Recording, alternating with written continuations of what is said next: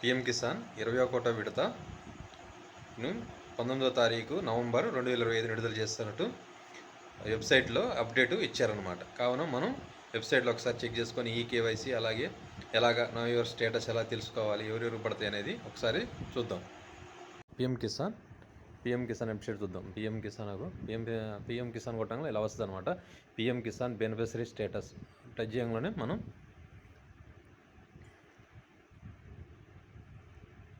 Load అవుతుంది, వస్తుంది అనమాట. పిఎం కిసాన్ వెబ్సైట్ ఇలా వస్తుంది అనమాట. Go to PM Kisan gov.in వస్తుంది కదా, దాన్ని టచ్ చేయగానే మనకి వెబ్సైట్ వస్తుంది. న్యూ ఫార్మర్ రిజిస్ట్రేషన్ ఈ కేవైసీ నవ్ యువర్ స్టేటస్ వచ్చింది.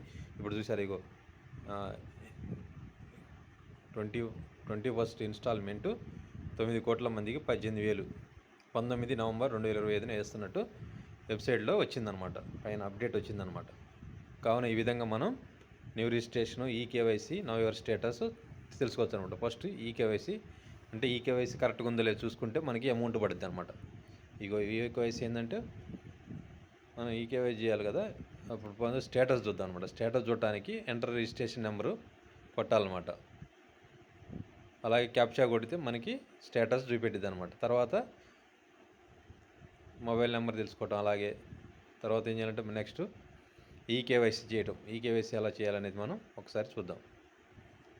పిఎం కిసాన్ అదిగో ఈ కేవైసీ మీది అయిందో లేదో, ఈ కేవైసీ అయితేనే మనకి అమౌంట్ పడతాయి అనమాట, లేకపోతే అమౌంట్ అనేది పడదనమాట. కావున మనం ఈ కేవైసీ ఒకసారి చెక్ చేసుకోవాలన్నమాట.